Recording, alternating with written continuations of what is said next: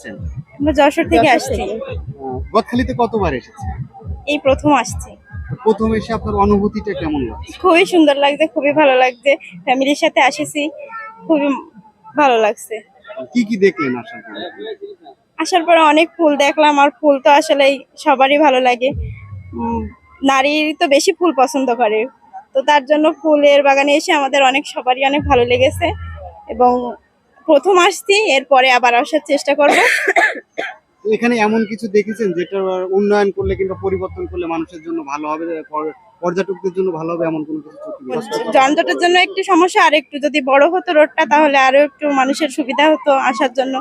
কতটুকু জ্যাম পেয়েছেন আপনি? প্রচুর জাম পেয়েছি। কত কিলো হতে পারে আমার? মানে প্রথমে গদখালি যেখানে ঢুকছি ওই রাস্তার থেকেই, মানে মেন রাস্তায় জ্যাম ছিল। নিরাপত্তা জনিত কোনো সমস্যা আছে কি? না, নতুন বাংলাদেশের তেমন কিসের কোনো- হ্যাঁ। আমার কাছে মনে হয় আমরা জাতি হিসেবে অনেক সেফ ফিল করি এখন।